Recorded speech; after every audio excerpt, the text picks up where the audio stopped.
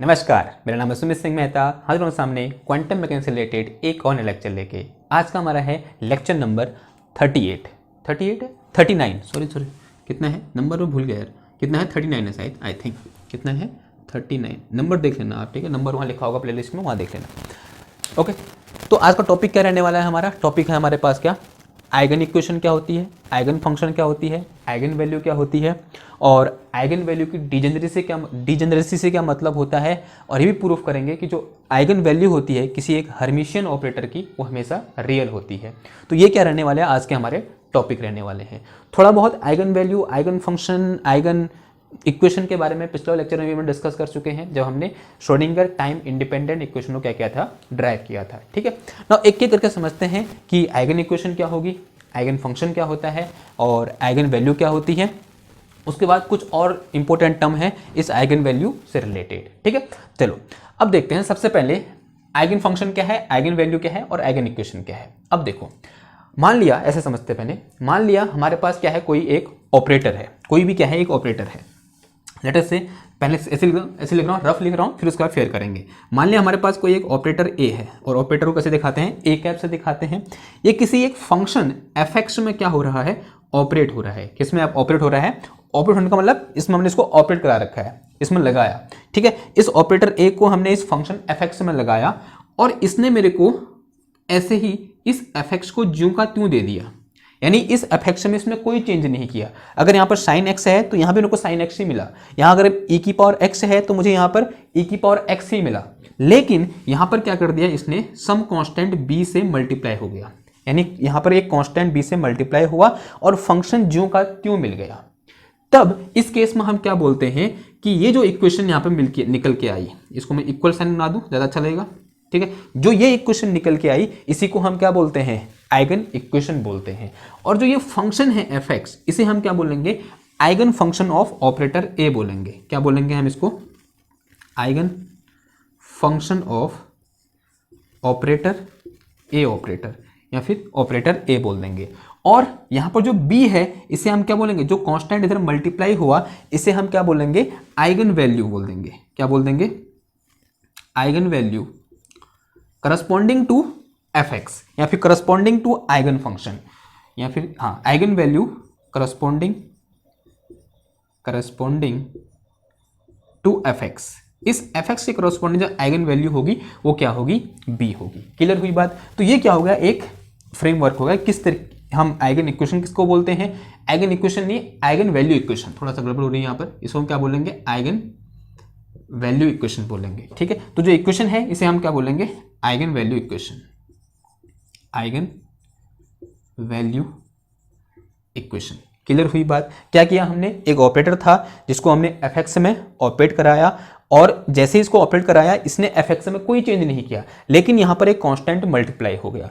तब इस F x को क्या बोलेंगे, इस ऑपरेटर ए का आइगन फंक्शन बोलेंगे, और इस बी को क्या बोलेंगे, इस एफ एक्स के करस्पॉन्डिंग आइगन वैल्यू बोलेंगे। देखो एग्जाम्पल समझते हैं। फॉर एग्जाम्पल, अगर हम एग्जाम्पल की बात करें, लेट अस से मेरे पास जो ऑपरेटर ए है वो क्या है, मेरे पास डी बाई डी एक्स है, यानी एक डिफरेंशियल ऑपरेटर है, ठीक है।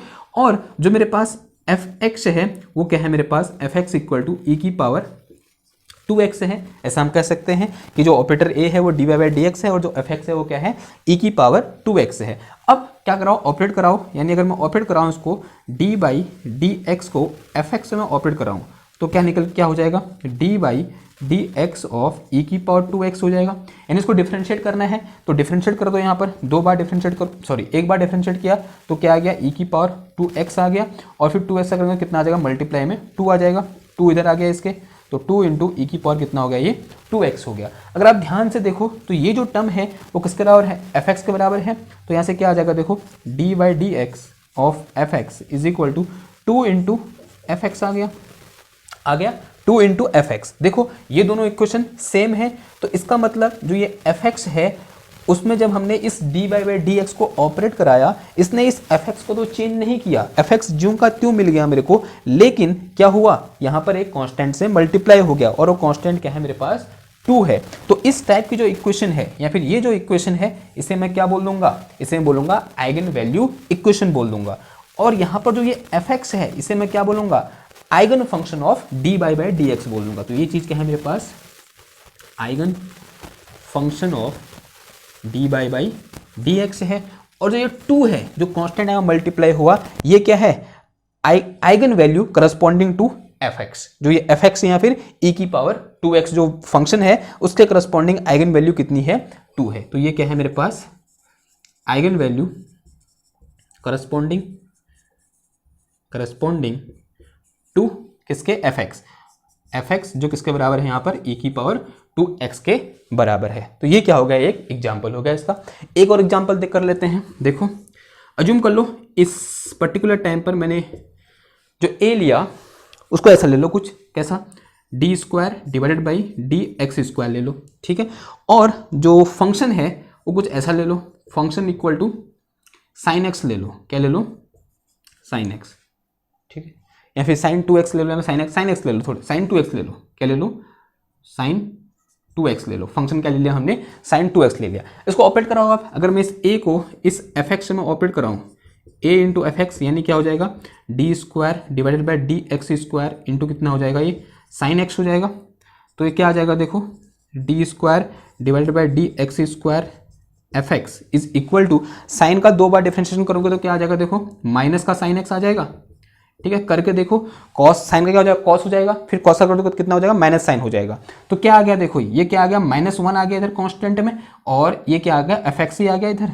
तो D square divided by D X square into F X is equal to -1 into कितना आ गया, ये एफ एक्स हो गया, क्योंकि साइन एक्स तो साइन 2, सॉरी नहीं गड़बड़ हुई ना, उधर साइन 2x लिया था मैंने, साइन x ले लिया, तो ये साइन 2x है। तो क्या है, ये साइन 2x है। तो साइन 2x का क्या हो जाएगा, साइन 2x, और कितना हो जाएगा, मल्टीप्लाई में 4 हो जाएगा, इंटू कितना आ जाएगा, 4 हो जाएगा, ठीक है। ये तो सिंपल सी बात हुई, क्लास 12th की बात है। कितना आ जाएगा, 4 आ जाएगा। तो this is -4 into sine 2x हो गया। तो क्या आ जाएगा, देखो ये D square divided by D X square into F X is equal to -4 और इंटू कितना आ जाएगा, ये एफ एक्स आ जाएगा। तो देखो हमने क्या किया, इस एफ एक्स में इस D square divided by D X square यानी एक्स के रेस्टोरेंट डबल डेरिवेटिव को इस पर ऑपरेट कराया, तो उसने वही फंक्शन दिया लेकिन एक कांस्टेंट से मल्टीप्लाई कर दिया, और वो कांस्टेंट क्या है यहाँ पर, -4 है। तो इसका मतलब क्या हुआ कि जो एफ एक्स है वो इस operator D square divided by D X square का क्या है, एक आइगन फंक्शन है, और इसके करस्पॉन्डिंग, इस एफ एक्स के करस्पॉन्डिंग जो आइगन वैल्यू है वो कितनी है, -4 है। क्लियर हुई बात। तो ध्यान का देना है कि ये आइगन फंक्शन है या नहीं है, तो उसने क्या होना चाहिए, यहाँ पर फंक्शन चेंज नहीं होना चाहिए। इतनी बात क्लियर होगी। तो ये क्या हो गया, इसका इंट्रोडक्शन हो गया। तो अब एक लाइन में लिख देते हैं कि आइगन फंक्शन, आइगन वैल्यू और आइगन वैल्यू इक्वेशन से हमको क्या मतलब है। तो ये सब लिख लिया ना आपने, इसमें तो कोई नहीं है। ओके, आई होप समझ में आया होगा आपको। तो लिखो, अब लिख के चलते हैं थोड़ा बहुत। तो देखो कैसे लिखें, कुछ तरीके से लिखते हैं। लिखो, when we operate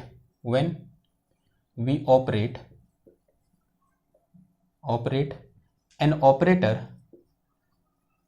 operator in any function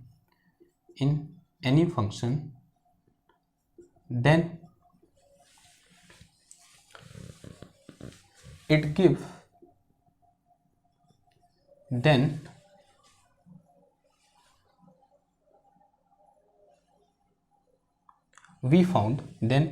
we found same function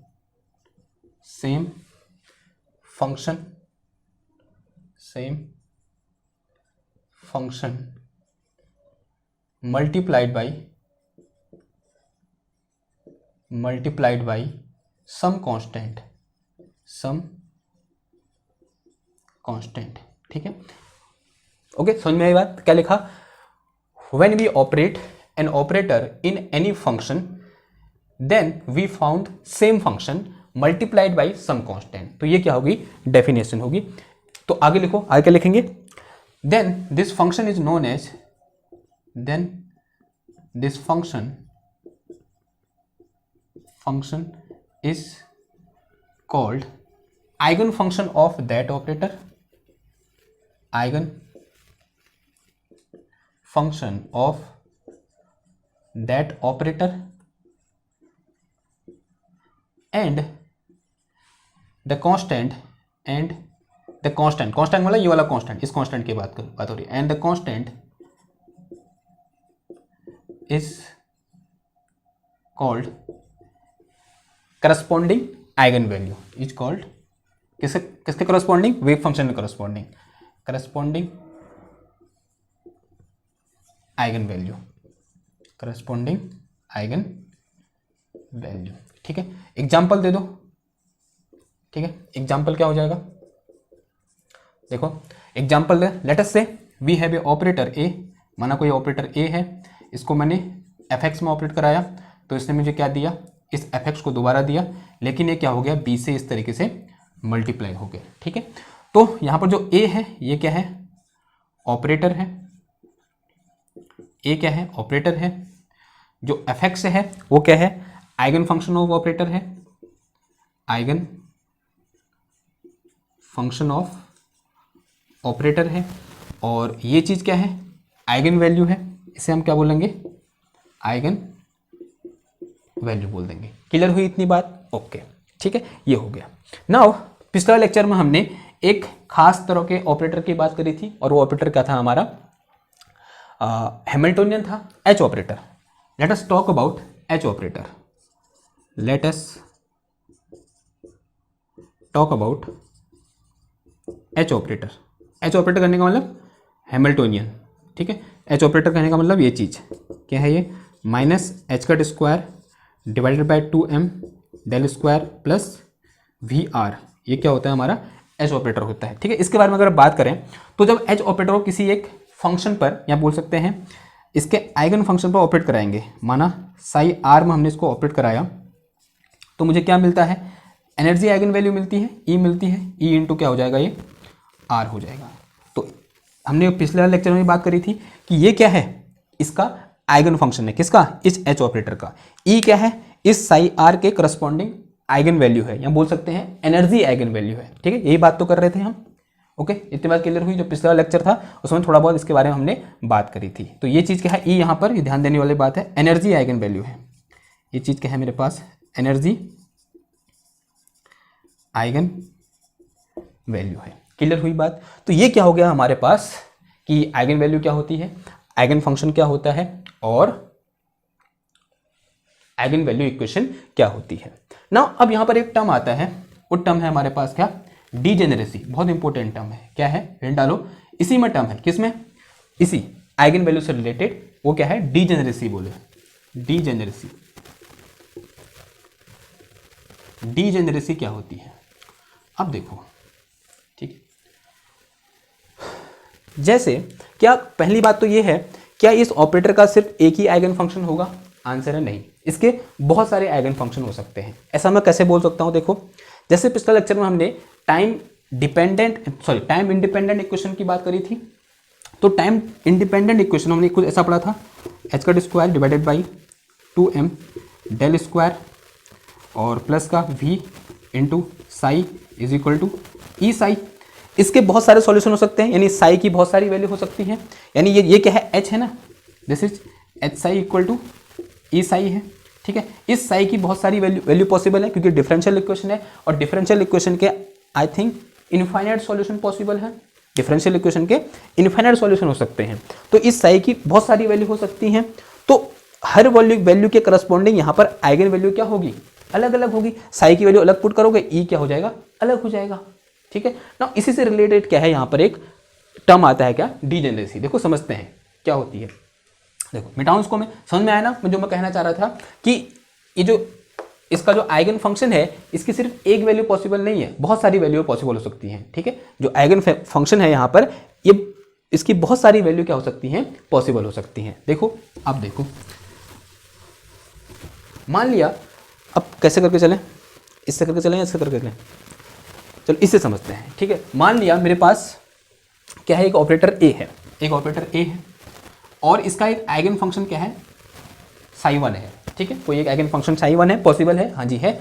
जब इसमें ऑपरेट होगा तो क्या देगा ये, अगर इसका आइगन फंक्शन है, ये ज्यों का त्यों मुझे यहाँ मिल जाएगा, साई 1 मिल गया, साई 1 मेरे को इधर, लेकिन इसके साथ कुछ कांस्टेंट मल्टीप्लाई होकर आएगा, वो चाहे 1 हो या फिर कुछ और हो। मैंने ज्यों कर लो कांस्टेंट कितना है, B1 है। वो ऑपरेटर कांस्टेंट कितना है मेरे पास, B1 कांस्टेंट निकल के आया। तो मैं क्या बोला, एक ऑपरेटर A को मैंने उसके आइगन फंक्शन psi1 पर ऑपरेट कराया और मुझे यहाँ पर जो उसकी आइगन वैल्यू मिली इसके करस्पॉन्डिंग, इस psi1 के करस्पॉन्डिंग जो आइगन वैल्यू मिली वो क्या मिली मेरे को, B1 मिली। सिमिलरली अगेन मैंने यहाँ पर एक नया दूसरा क्या लिया, आइगन फंक्शन लिया।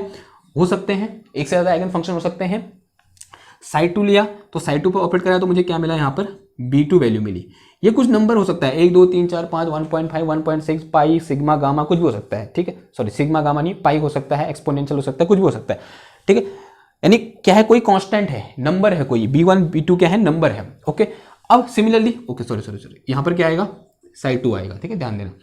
अब जब मैंने इसको क्या किया, किसी एक दूसरे पर ऑपरेट कराया यानी psi3 पर ऑपरेट कराया, तब मुझे क्या मिला, यहाँ पर जो वैल्यू मिली, यहाँ पर कांस्टेंट मिला, यहाँ तो मेरे को psi3 मिलेगा, तभी तो इसका आइगन फंक्शन हुआ है। जो यहाँ पर वैल्यू मिली वो कितनी मिली मेरे को, B1 मिली। यानी जितनी वैल्यू यहाँ आ रही थी उतनी ही वैल्यू मेरे को यहाँ पर देखने को मिली, ठीक है। सिमिलरली जब मैंने अगले में इसको ऑपरेट कराया, psi4 पर ऑपरेट कराया, तो मुझे यहाँ पर वैल्यू मिली कुछ इस तरीके से, B3 psi4 कुछ ऐसे मिल गई, ठीक है। हो सकता है ऐसा, हाँ जी हो सकता है, कोई कांस्टेंट B3 है, ओके। लेकिन ये सेम रहेंगे, यहाँ psi4 है तो यहाँ भी psi4, तभी उसका क्या है, वो आइगन फंक्शन है। सिमिलरली अगर मैंने इसको किस में ऑपरेट कराऊँ, psi5 पर ऑपरेट कराऊँ, तो मैंने देखा कि ये तो psi5 ही रहा, लेकिन यहाँ पर मुझे क्या देखने को मिला, B2 देखने को मिला। यानी कितना, जितना वैल्यू इधर आई उतनी ही वैल्यू इधर पे आ गई। अगेन जब मैंने इसको किस पर ऑपरेट कराया, psi6 पर ऑपरेट कराया, ठीक है, तो मुझे अगेन यहाँ पर क्या देखने को मिला, ये psi6 तो ऐसे का ऐसे ही मिलेगा, लेकिन यहाँ पर मुझे अगेन B2 देखने को मिला, ठीक है। तो कुछ इस टाइप का खेल हुआ। देखो क्या हुआ, इस ऑपरेटर को मैंने जब psi1 पर ऑपरेट कराया तो मुझे psi1 मिला, यहाँ B1 मिला, और जो इससे कराने पर आइगन वैल्यू B2 मिली, इसको कराने पर आइगन वैल्यू B1 मिली, इसको इससे कराने पर psi4 से कराने पर आइगन वैल्यू B3 मिली, psi5 से कराने पर आइगन वैल्यू B2 मिल गई अगेन, और psi6 कराने पर अगेन कितनी मिल गई, B2 मिल गई। अब देखो, अब ध्यान से देखना, अब जब मैं इस ऑपरेटर को किस पर ऑपरेट करा रहा हूँ, इस psi1 पर ऑपरेट करा रहा हूँ और psi3 पर ऑपरेट करा रहा हूँ, तब मेरे पास जो आइगन वैल्यू है वो सेम है। दिख रहा है आपको, जब मैं इस ऑपरेटर A को psi1 पर ऑपरेट करा रहा हूँ और psi3 पर ऑपरेट करा रहा हूँ, तब जो आइगन वैल्यू का मान है या उसकी जो वैल्यू है वो सेम है। वो कितनी है, B1 है। तो इस पर्टिकुलर केस में मैं ये बोल देता हूँ कि जो B1 है वो टू फोल्ड डिजेनरेट है, या बोलता हूं B1 is two fold degenerate eigen value. क्या बोलता हूं उसको मैं, B1 को क्या बोलता हूं, B1 is two fold degenerate eigen value. क्या बोलता हूं मैं इसको, B1 को क्या बोलता हूं, two fold degenerate eigen value. कहने का मतलब क्या है कि जो B1 है वो इस पर एक तो psi1 पर ऑपरेट कराने के बाद आ रहा है और एक psi3 पर ऑपरेट कराने के बाद आ रहा है। यानी दो आइगन फंक्शन ऐसे हैं जिनके करस्पॉन्डिंग जो आइगन वैल्यू है वो सेम है। वो कितनी है, B1 है। इसलिए मैं B1 को क्या बोल देता हूँ, two fold degenerate eigen value बोल देता हूँ। तो डिजेनरेसी का मतलब समझ में आया। अगर मैं आपसे पूछूं कि B1 की डिजेनरेसी कितनी है तो आपका आंसर कितना होगा, 2 है, क्योंकि ये 2 बार सेम आ रहा है, एक बार इस फंक्शन में कराने पर, एक बार इस आइगन फंक्शन में कराने पर, और एक बार इस आइगन फंक्शन में कराने पर। क्लियर हुई बात। सिमिलरली अगर मैं आपको देखूं, अब देखो इधर देखो, जब इस A को मैंने psi2 पर ऑपरेट कराया तो मुझे आइगन वैल्यू कितनी मिली, B2 मिली B2, हाँ जी मिली। जब मैंने इस A को psi5 पर ऑपरेट कराया तो मुझे आइगन वैल्यू कितनी मिली, अगेन B2 मिली, ठीक है। और जब मैंने इस A को कहाँ कराया, psi6 पर ऑपरेट कराया, तब मुझे कितनी वैल्यू मिली, अगेन B2 मिल गई। तो यानी 3 बार ऐसे हुआ कि B2 की वैल्यू सेम आई, अलग अलग आइगन फंक्शन के करस्पॉन्डिंग। आइगन फंक्शन चेंज किया लेकिन आइगन वैल्यू सेम रही। और ऐसा कितनी बार हुआ कि जो B2 मिला मेरे को, 3 बार हुआ। तो मैं क्या बोलूँगा, B2 की डिजेनरेसी कितने फोल्ड है, 3 फोल्ड है। तो मैं क्या बोल दूंगा, B2 is 3 fold degenerate, B2 is 3 fold degenerate, ठीक है। क्या बोल दूंगा, जो B2 है वो कितना है, 3 फोल्ड डिजेनरेट है। क्यों, क्योंकि 3 आइगन फंक्शन के करस्पॉन्डिंग जो आइगन वैल्यू है वो B2 ही आ रही है। कौन कौन से, psi2, psi5 और psi6। अगर ऐसे ही और भी एग्जांपल ले सकते हो आप, ठीक है, तो वो उतने फोल्ड हो जाएगी। अगर मैं ये बोलूं कि के आइगन फंक्शन के करस्पॉन्डिंग ए की जो आइगन वैल्यू है वो सेम है, अगर मैं ये बोलूं इफ नाउ इन जनरल, ऐसे बोलो इन जनरल, ठीक है, ये तो एग्जांपल था, अब जनरल केस लो, in general if K number of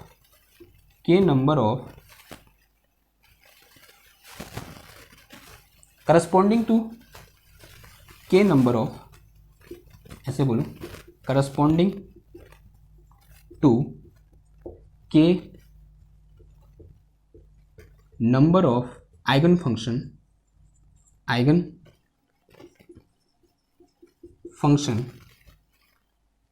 we have same eigen value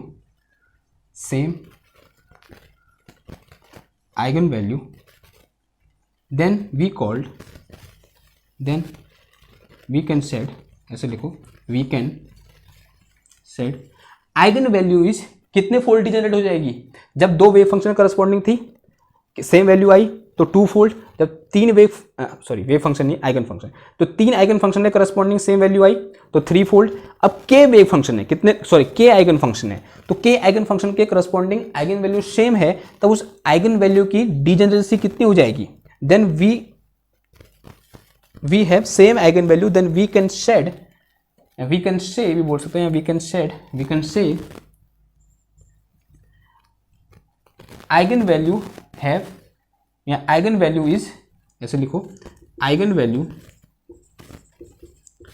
value is k fold degenerate, ठीक है, जो आइगन वैल्यू है वो के फोल्ड डीजेनरेट है। क्लियर हुई बात, इतनी बात से समझ में आ गया? ओके, आई होप डीजेनरेसी समझ में आया होगा। एक बार और समझा दूं, ठीक है। डीजेनरेसी क्या है, माना मेरे पास एक ऑपरेटर है, उसके 10 वेव फंक्शन है, देखो सॉरी 10 आइगन फंक्शन है, ऐसे थोड़ा और समझो, इस तरीके से समझो, ये समझ में नहीं आया, ये थ्योरेटिकल पार्ट था, कुछ ऐसे समझो। देखो अगर ये कुछ ऐसा केस है मेरे पास कि ये लिख था ना, पीछे कर लेना, नहीं लिखा था तो, कुछ ऐसा केस है कि मेरे पास 10 क्या है आइगन फंक्शन है, 10 आइगन फंक्शन है, ठीक है। कौन कौन से, साई 1, साई 2, साई 3, 10 मतलब 10 ज़्यादा हो गए, 5 ही ले लो, साई 3, साई 4, साई 5, क्यों मेरा बोर्ड छोटा है तो ये 5 लेने पड़ रहे हैं। नाउ अब मेरे पास एक ऑपरेटर ए है, ए क्या है मेरे पास एक ऑपरेटर है, जब मैंने इसको इस पर ऑपरेट कराया, इस पर भी ऑपरेट कराया, सब ऑपरेट कराया एक एक बार, ठीक है, पास हो गया, फिर दो लिखें तो क्या है मेरे पास, साई 1, साई 2, साई 3, साई 4, साई 5, 5 वेव फंक्शन है किसी एक ऑपरेटर के, और बहुत सारे हो सकते हैं, ठीक है। और इन सब मैंने इसको ऑपरेट कराया, इसमें भी ऑपरेट कराया, इसमें भी ऑपरेट कराया, इसमें भी ऑपरेट कराया, ठीक है। जब इस पर इसको ऑपरेट कराया तो इसकी वैल्यू कितनी आई, 2 साई 1 आ गई, ठीक है। जब इस पर इसको ऑपरेट कराया, क्योंकि सम कांस्टेंट मल्टीप्लाई बाय वही फंक्शन आएगा, ठीक है। जब इस पर ऑपरेट कराया तो कितनी आ गई, 3 साई 1 आ गई। जब इस पर ऑपरेट कराया तो कितनी आ गई, साई 2 होगा, साई 2 आ गई। जब इस पर ऑपरेट कराया तो साई 3 आ गई। जब इस पर ऑपरेट कराया तो कितनी आ गई, अगेन 2 साई 4 आ गई, ठीक है। नाउ अब देखो इन 5 वेव फंक्शन में से 3 वेव फंक्शन ऐसे हैं जिनके करस्पॉन्डिंग आइगन वैल्यू क्या है, सेम है, और वो कितनी है, 2 है। देखो इधर पे इधर पे इधर पे, यानी साई 1, साई 3, साई 4 के करस्पॉन्डिंग जो आइगन वैल्यू है वो सेम है। तो इसका मतलब कि जो 2 जो वेव फंक्शन है वो कितने फोल्ड डिजेनरेट है, 3 फोल्ड डिजेनरेट है। कितने फोल्ड डिजेनरेट है, 3 फोल्ड, 1 2 3 फोल्ड डिजेनरेट, ठीक है। क्योंकि साई 1, साई 3 और साई 4 के करस्पॉन्डिंग हमको क्या मिल रहा है, सेम आइगन वैल्यू मिल रही है। और ये तो सिंगल फोल्ड, यानी ये नॉन डिजेनरेट है, इसको क्या बोलेंगे, नॉन डिजेनरेट, क्योंकि ये सिंगल है, यानी 3 एक ही बार आ रहा है, उसे हम क्या बोल देते हैं, नॉन डिजेनरेट बोल देते हैं। क्लियर होगी बात? तो ये बात होगी किसकी, डिजेनरेसी की, ठीक है। ओके, अब थोड़ा सा आगे बढ़ते हैं, आई होप बहुत हो गया डिजेनरेसी में, अब आगे क्वेश्चन आएंगे तो उसमें और अच्छे से समझेंगे कि डिजेनरेसी क्या होती है। अभी आई होप आपको समझ में आया होगा ना। आगे बढ़ते हैं, अब बात करते हैं किसकी, एक और टर्म आता है यहाँ पर कि हमें प्रूफ करना होता है कि जो रूट्स होते हैं किसी एक हर्मिशियन ऑपरेटर के, वो हमेशा रूट्स नहीं, क्या, आइगन वैल्यू, क्या eigen value of Hermitian operator are real. ठीक है, तो हिंट डालो reality of eigen value. Reality मतलब वास्तविकता वाला रियलिटी नहीं, रियलिटी मतलब रियल। एक इमेजिनरी होता है, रियल होता है, मैथमेटिक्स वाला रियल। तो लिखो reality of eigen value. Hint क्या होगी हमारी, रियलिटी ऑफ आइगन वैल्यू।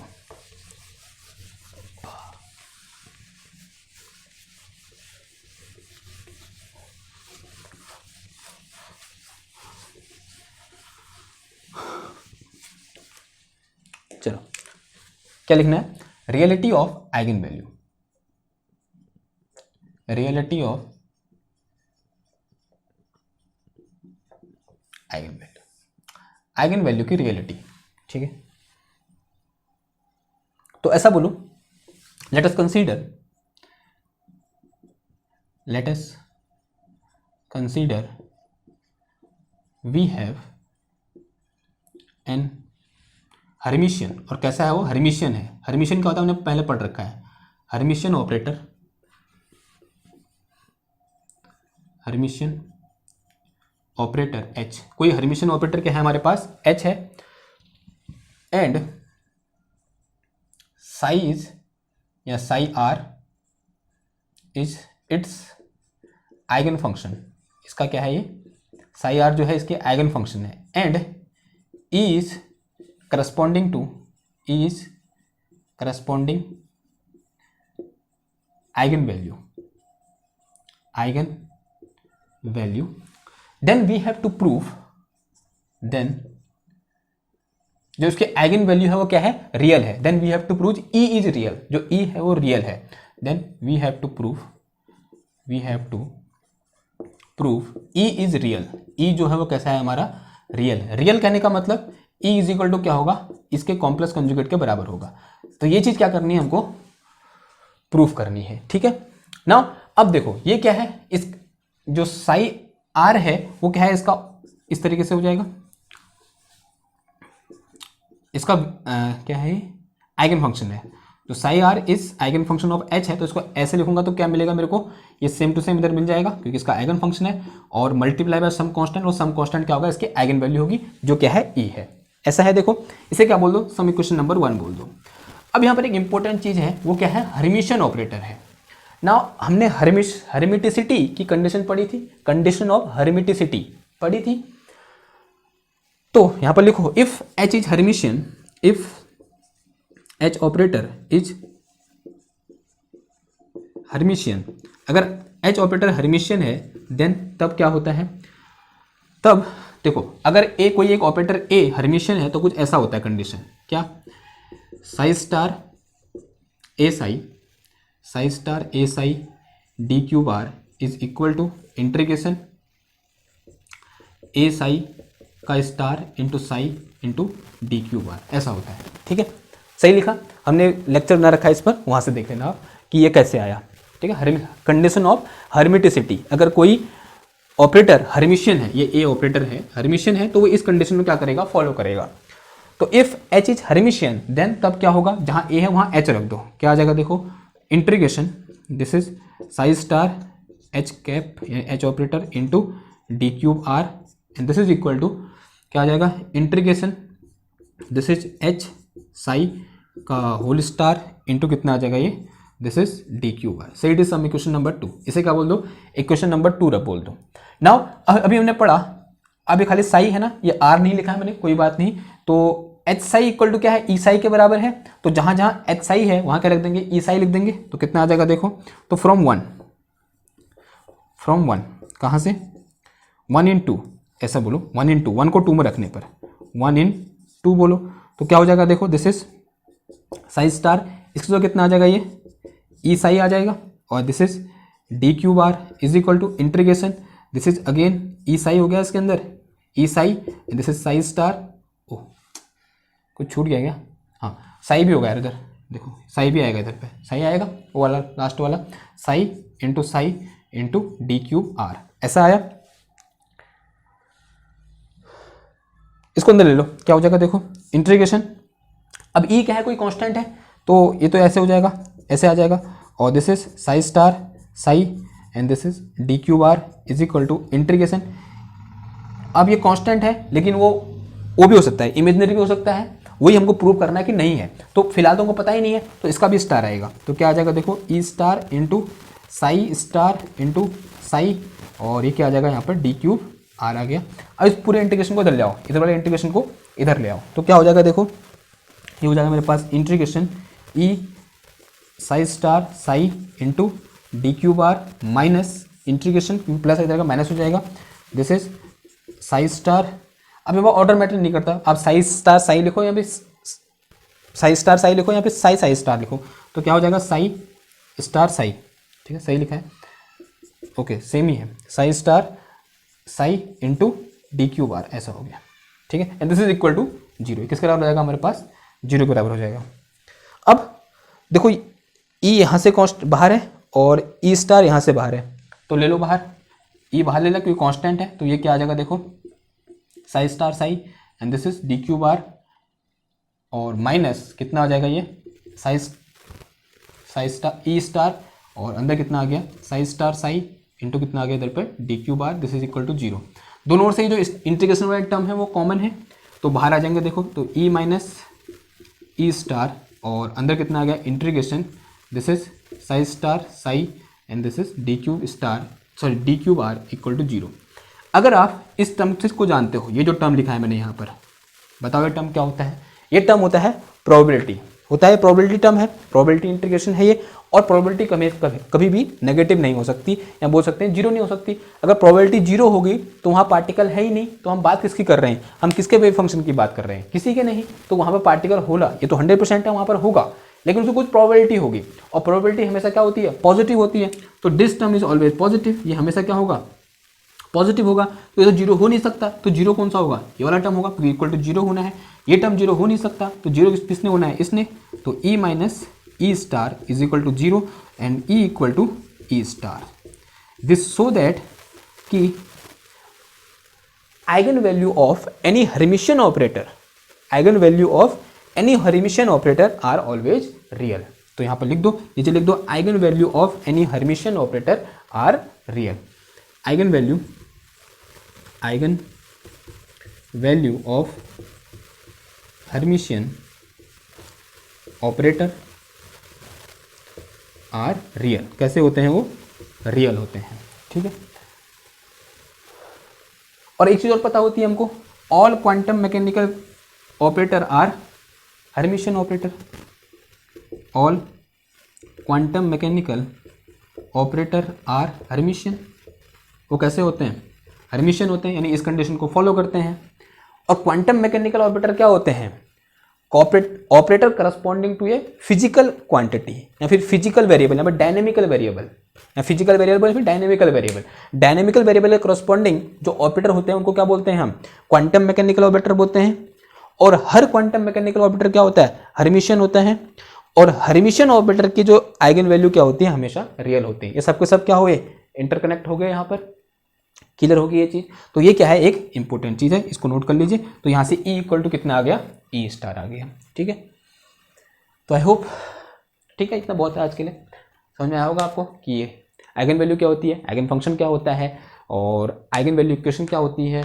और ये भी पता चला होगा कि जो हर्मिशियन ऑपरेटर होते हैं उनकी जो आइगन वैल्यू होती है वो हमेशा रियल होती है, ठीक है। और डिजेनरेसी क्या होती है, बहुत इंपॉर्टेंट चीज़ डिजेनरेसी। अगर क्वेश्चन करोगे बुक से कभी तो आपको डिजेनरेसी वाला जो ये पार्ट है ना बहुत दिक्कत करेगा, तो आपको पक्का पता होना चाहिए कि what do you mean by degeneracy. Okay, clear हुई बात।